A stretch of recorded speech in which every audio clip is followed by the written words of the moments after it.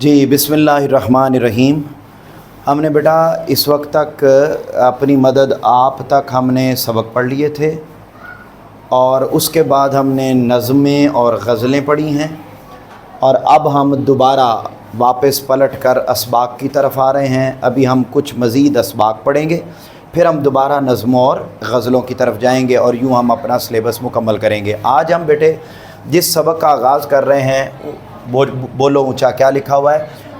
कलीम और ज़ाहिरदार बेग। ये बेटा एक बाप और बेटे की कहानी इसके अंदर लिखी हुई है। बोलो क्या? बाप और बेटे की कहानी लिखी हुई है। बड़ी तवज्जो के साथ ये जो सबक है ना बेटा, इसके अंदर इतने मुश्किल अल्फाज हैं, इतने मुश्किल अल्फाज हैं कि शायद पूरी किताब में इतने अल्फाज मुश्किल नहीं हैं जितने इसमें हैं। इसलिए इसको पढ़ने में, सबक तो ये छोटा सा है, कहानी बड़ी इंटरेस्टिंग है, लेकिन इसको पढ़ने में कई दिन लग जाते हैं। हम कोशिश करेंगे कि एज़ सून एज़ पॉसिबल हम इस सबक को मुकम्मल कर सकें। लिहाजा सबसे पहले तो हम ये जानते हैं कि ये सबक लिखा किसने है। तो ये सबक लिखा है बेटा डिप्टी नज़ीर अहमद, जो 1836 में पैदा हुए, 1836 में पैदा हुए और 1912 में वफ़ात पाई। ये डिप्टी नज़ीर अहमद बेटा, इनका तारुफ़ आपने कुछ लाइंस बस अंडरलाइन करनी है जो ज़रूरी हैं। लाइक सबसे पहले आप अंडरलाइन करेंगे इनकी जाए विलादत। ये जो डिप्टी नज़ीर अहमद हैं, ये बेटा इनका नाम तो मौलवी नज़ीर अहमद, जिन्हें डिप्टी नज़ीर अहमद भी कहा जाता है। ये बेटा ज़िला बजनौर, बोलो क्या लफ्ज़ है? ज़िला बजनौर, इंडिया में। वहाँ एक गांव है जिसका नाम है रेहड़, ऊंचा बोलो, रेहड़। उस गांव में ये पैदा हुए हैं। उसके बाद बेटे अगले पैराग्राफ पर आ जाएंगे और वहाँ पर आप अंडरलाइन करेंगे कि ये किसके अफ़कार से मुतासिर थे। तो वो थे सर सैयद अहमद ख़ान। अंडरलाइन करें, उनकी थॉट, उनकी आइडियोलॉजी, उनकी पर्सनैलिटी से ये मुतासिर थे। सर सैयद अहमद ख़ान का नाम आप लोगों ने सुना हुआ है। सर सैयद अहमद ख़ान की पर्सनैलिटी से ये बहुत ज़्यादा मुतासिर थे। उसके बाद बेटे अगले पैराग्राफ पर आ जाएंगे। इन्हें सबसे ज़्यादा क्या पढ़ने का शौक़ था जी? नावल। इन्हें सबसे ज़्यादा नावल पढ़ने का शौक़ था। उसके बाद नावल पढ़ने का शौक़ था। उसके बाद ज़िंदगी में इन्होंने बेशुमार नावल लिखे, बेशुमार नावल लिखे। बेटा उन नावलों के नाम ये आपसे शॉर्ट क्वेश्चन के तौर पर पूछे जाएंगे। नावलों के नाम डिप्टी नज़ीर अहमद ने जो नावल लिखे हैं उनमें बेटा अंडरलाइन करें। पहला मिरआतुल उरूस, बोलिए नाम क्या है? ऊंचा ऊंचा बोलिए क्या? मिरआतुल उरूस। नंबर 2 बिन्नातुन नाश, शाबाश, तेज़ी से बोलें, बिन्नातुन नाश। तीसरा बेटे तौबतन नसूह। अगला है फसानाए मुब्तला। उसके बाद अगला है इब्नुल वक्त। उसके बाद अगला है रुयाए सादिका। रुयाए सादिका का माना होता है सच्चे ख्वाब। उसके बाद अगला है अय्यामा, ऊंचा ऊंचा बोलें, अय्यामा। ये बेटे जो नावल हम आज पढ़ना शुरू कर रहे हैं, ये नावल उनके नावल तौबतन नसूह से लिया गया है। किससे लिया गया है? तौबतन नसूह से लिया गया है। अच्छा मेरे बेटो, ये बड़ा इंटरेस्टिंग मैंने आपको बताया ये नावल है और ये एक बाप बेटे की कहानी है और इतने लफ्ज़ मुश्किल किसी और सबक में आपको नहीं मिलेंगे जितने इसमें हैं। लिहाजा अपनी ज़ुबान को तो इस्तेमाल करना ही है, लेकिन उससे ज़्यादा आपने अपने कलम को इस्तेमाल करना और जितने मुश्किल लफ्ज़ आएंगे उनके मानी आपने इसके अंदर लिखने हैं। अच्छा बेटा देखो ज़रा, सबसे पहले ये एक पहला पैराग्राफ है, इसको ज़रा ध्यान से सुनिएगा, उसके बाद हम आगे नावल को शुरू करेंगे। क्या कहता है? कहता है जी ये इक़्तिबास यानी ये सबक डिप्टी नज़ीर अहमद के नावल तौबतुन नसूह से लिया गया है। अंडरलाइन करें MCQs। ناول کا موضوع اولاد کی تربیت میں والدین کی ذمہ داریاں، اولاد کی تربیت میں والدین کی ذمہ داریاں۔ نسو بیٹے ایک بندہ ہے، میں نے سٹوری آپ سے یہ سننی ہے، دھیان سے سمجھیں۔ ایک بندہ ہے جس کا نام کیا ہے بیٹا؟ نسو۔ وہ ہیضے کی بیماری میں مبتلا ہو جاتا ہے، انڈر لائن کریں MCQs۔ اچھا، وہ میڈیسن کھاتا ہے، کھانے کے بعد وہ گہری نیند سو جاتا ہے۔ اب نسوس ہو گیا، وہ اپنے خواب میں دیکھتا ہے کہ ایک بہت بڑی عمارت میں لوگوں کی ایک بڑی تعداد جمع ہے اور وہاں پر ان کا حساب کتاب ہو رہا ہے۔ یعنی وہ خواب میں میدان محشر کو دیکھتا ہے۔ کیا؟ خواب میں میدان محشر کو دیکھتا ہے۔ اچھا، حساب کتاب ہو رہا ہے اور ان کی بدعمالیوں پر ان سے پوچھ گچھ ہو رہی ہے۔ اولاد کی تربیت سے غفلت بھی گناہ سمجھی جا رہی ہے۔ یعنی وہاں جب حساب ہو رہا ہے، خواب میں دیکھ رہا ہے، تو وہاں پر اس کو بھی گناہ کنسیڈر کیا جا رہا ہے کہ وہ والدین جو اپنی اولاد کی اچھی تربیت نہیں کرتے، ان کو بھی پکڑا جا رہا ہے۔ ایک طویل خواب کے بعد نسو جاگتا ہے اور اپنی زندگی پر غور کرنے لگتا ہے۔ اسے اپنی کوتاہیوں کا اندازہ ہوتا ہے۔ بقیہ زندگی میں وہ اپنی اور گھر والوں کی اصلاح کی کوشش کرتا ہے۔ سب سے پہلے انڈر لائن کریں، وہ اپنی بیوی فہمیدہ کو اپنا ہم خیال بناتا ہے، پھر بچوں کی اصلاح پر توجہ دیتا ہے۔ چھوٹی اولاد کی اصلاح تو ہو جاتی ہے، بڑی اولاد کے سلسلے میں اسے کامیابی نہیں ہوتی۔ کلیم نسو کا بیٹا ہے۔ یہ جو کلیم ہے یہ کس کا بیٹا ہے؟ نسو۔ اور یہ جو ظاہردار ہے یہ اس کلیم کا دوست ہے، اس کلیم کا دوست ہے۔ اور کلیم کس کا بیٹا ہے؟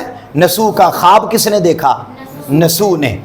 اور جب وہ خواب سے اٹھا، اس نے اپنی بیگم سے بات کی کہ میں نے یوں خواب دیکھا ہے کہ وہاں پر حساب کتاب ہو رہا تھا اور وہاں پر اس بات کو بھی گناہ سمجھا جا رہا تھا کہ بچوں کی تربیت نہیں، تو ہم نے نہیں کی، لہذا ہم کرتے ہیں۔ جو چھوٹے بچے ہوتے ہیں وہ تو سدھر جاتے ہیں، لیکن جو بڑا بچہ ہوتا ہے وہ سدھرتا نہیں، بلکہ والدین اس کو سمجھاتے ہیں کہ راہ راست پر آؤ، لیکن وہ راہ راست پر آنے کے لیے تیار نہیں ہوتا۔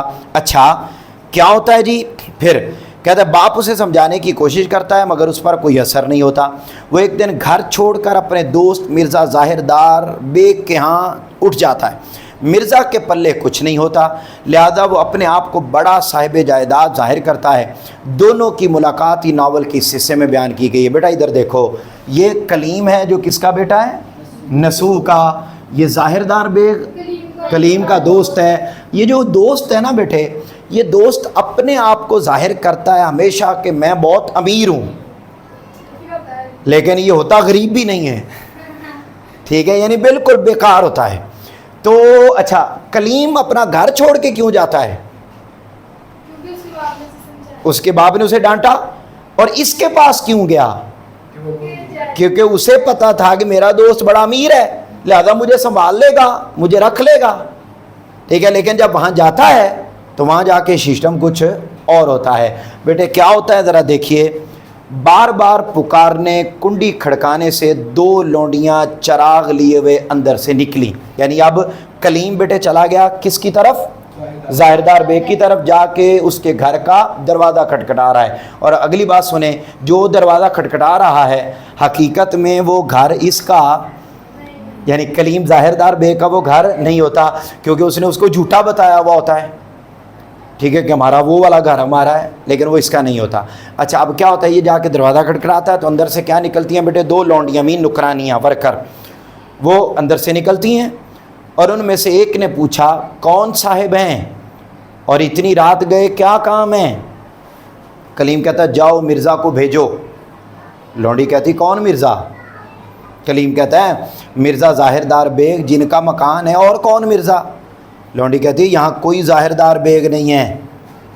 اتنا کہہ کر قریب تھا کہ لونڈی پھر کواڑ بند کر کے، کواڑ مین دروازہ، معنی لکھتے جائیں، معنی لکھتے جائیں کتاب کے اوپر، کوئی ایک لفظ بھی ایسا نہ ہو جس کا معنی آپ نے نہ لکھا ہوا ہو۔ وہ کواڑ مین دروازہ بند کر لے کہ کلیم نے کہا کیوں جی، کیا یہ جمع دار صاحب کا محل سرا نہیں ہے؟ لونڈی نے کہا ہے، کیوں نہیں، انہی کا ہی ہے۔ تو کلیم کہتا ہے کہ پھر تم نے یہ کیا کہا کہ یہاں کوئی ظاہردار بیگ نہیں؟ کیا ظاہردار بیگ جمعدار کے وارث اور جانشین نہیں ہے؟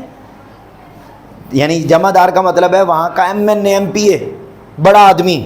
تو یہ جو ظاہردار تھا اس نے کلیم کو ہمیشہ بتایا تھا کہ اس کا جانشین، اس کا وارث میں ہوں، لہذا وہ جو محل ہے وہ بھی میرا ہے۔ جمعدار تو فوت ہو گیا ہے، اب اس کا مالک میں ہوں، ٹھیک ہے۔ تو اس نے پوچھا کیا یہ جمعدار کا محل نہیں؟ اس نے کہا اسی کا ہی ہے۔ تو پھر یہ تم کیوں کہہ رہی ہو کہ یہاں ظاہردار بیگ نہیں ہے؟ بیٹے سٹوری کو سمجھنا ضروری ہے، سمجھ آ رہی ہے آپ کو بات کی؟ جہاں آپ نے ڈسکنیکٹ نہیں ہونے دینی، اور ہمارا مقصد صرف ریڈنگ نہیں ہوتا، ہمیں سبق کو یاد کرنا ہے کہ وہ ہوا کیا۔ اچھا اب دیکھیے، لونڈی کہتی جمعدار کے وارثوں کو خدا سلامت رکھے، موا مرزا ظاہردار بیگ جمعدار کا وارث بننے والا کون ہوتا ہے؟ کہتا ہے جمعدار کے وارث ہیں مگر مرزا ظاہردار بیگ اس کا وارث نہیں ہے۔ دوسری لونڈی کہتی ہے ارے کم بخت، یہ کہیں مرزا بانکے کے بیٹے کو نہ پوچھتے ہوں، یعنی کیا یہ کہیں مرزا بانکے کے بیٹے کا نہ پوچھ رہا ہو؟ اچھا، وہ ہر جگہ اپنے تئیں جمعدار کا بیٹا بتایا کرتا ہے، یعنی وہ اس کی عادت ہے کہ وہ اپنے آپ کو جمعدار کا بیٹا ہی بتاتا ہے۔ کلیم سے مخاطب ہو، کیوں میاں؟ وہی ظاہردار بیگ نا جس کی رنگت زرد ہے، آنکھیں کرنچی، کرنچی میں نیلی آنکھیں، معنی لکھو نیلی آنکھیں، چھوٹا قد، دبلا ڈیل، دبلا ڈیل کا مطلب ہے کمزور جسم، ٹھیک ہے جی، نیلی آنکھ،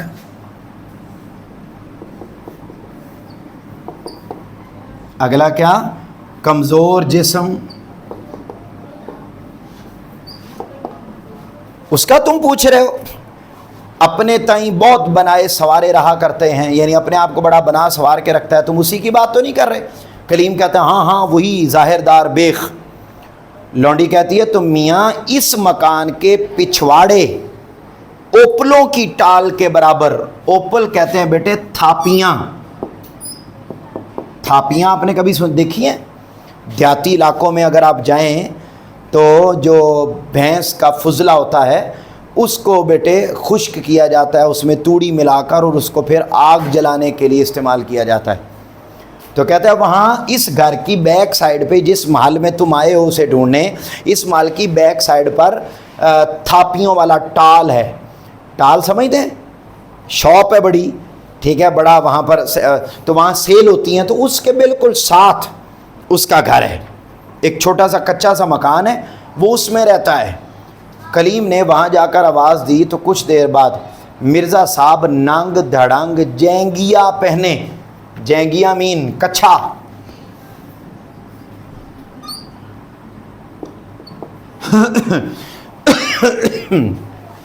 کچھا پہنے باہر تشریف لائے، اور کلیم کو دیکھ کر شرمائے اور بولے آہا آپ ہیں، معاف کیجئے گا میں سمجھا کوئی اور صاحب ہیں، بندے کو کپڑے پہن کر سونے کی عادت نہیں، میں ذرا کپڑے پہناؤں تو آپ کے ہم رکاب چلوں، ہم رکاب کا مطلب ہے آپ کے ساتھ چلوں۔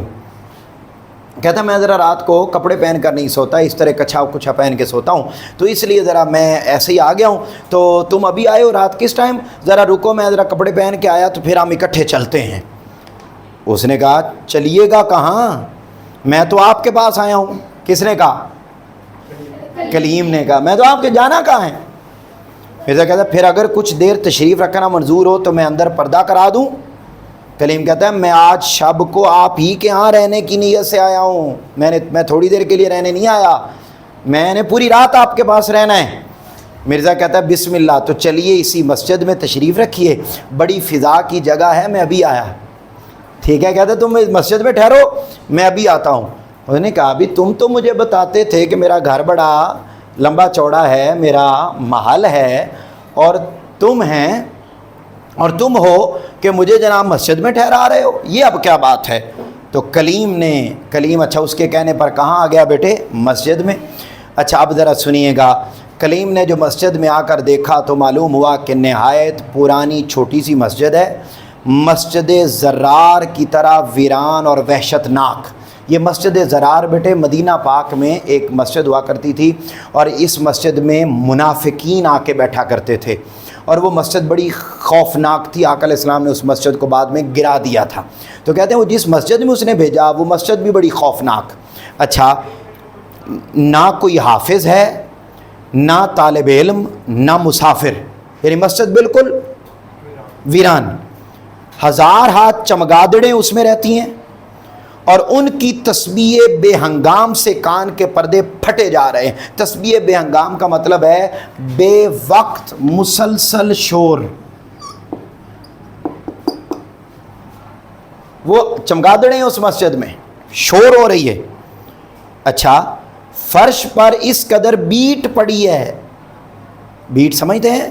ٹھیک، پڑی ہے کہ بجائے خود خرچنے کا فرش بن گیا ہے.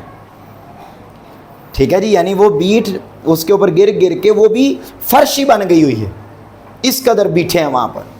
اچھا، پھر یہ جو لفظ لکھا نا کھڑنجے کا فرش بن گیا ہے، کھڑنجا کا مطلب ہے اینٹوں کا فرش،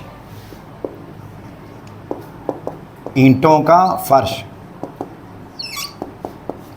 وہ بیٹے فرش بن گیا ہوا ہے. اچھا، مرزا کے انتظار میں چاروں ناچار کا مطلب ہے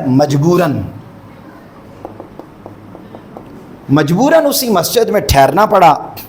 مرزا آئے بھی تو اتنی دیر کے بعد کہ کلیم مایوس ہو چکا تھا، یعنی کلیم کو یہ لگا کہ اس نے کوئی نہیں آنا، لیکن آیا کافی دیر کے بعد. قبل اس کے کہ کلیم شکایت کرے، مرزا صاحب بطور دفع دخل مقدر فرمانے لگے کہ بندے کے گھر میں کئی دن سے طبیعت علیل ہے، یعنی میری وائف بڑے دنوں سے بیمار ہے. علیل کا مطلب بیمار. خفقان کا عارضہ، خفقان کہتے ہیں دل کا مرض. میری وائف کو ہارٹ کا ایشو ہے، اختلاط قلب کا روگ ہے. اختلاط قلب کہتے ہیں غیر معمولی دھڑکن، غیر معمولی دھڑکن، یعنی میری بیگم کی جو ہارٹ بیٹ ہے وہ بہت تیز ہے. اب جو میں آپ کے پاس سے گیا تو ان کو غشی میں پایا، میری بیگم غشی میں تھی، بے ہوش پڑی تھی، اس وجہ سے دیر ہو گئی. پہلے تو یہ فرمائیے کہ اس وقت بندہ نوازی فرمانے کی کیا وجہ ہے، یعنی اس وقت رات کو آنے کی کیا وجہ ہے؟ تو کلیم نے باپ کی طلب، اپنا انکار، بھائی کی التجا، ماں کا اصرار، تمام ماجرا سنا دیا. یعنی جب اس نے پوچھا کہ اس وقت تم میرے پاس کیوں آئے ہو، تو بیٹے کلیم نے ظاہر دار کو بتایا کہ اس طریقے سے میرا ابا مجھے بہت زیادہ ڈانٹتا ہے، مجھے سمجھاتا ہے اور مجھے نصیحتیں کرتا ہے، لہذا میں اس سے تنگ آ کے گھر چھوڑ کے تمہارے پاس آ گیا ہوں. اب بیٹے یہاں تک ہم نے پڑھ لیا کہ اس کے پاس آ گیا. اب اس کے بعد کیا ہوا یہ کہانی بیٹے ہم اس سے آگے اپنے کل کے لیکچر میں چلائیں گے.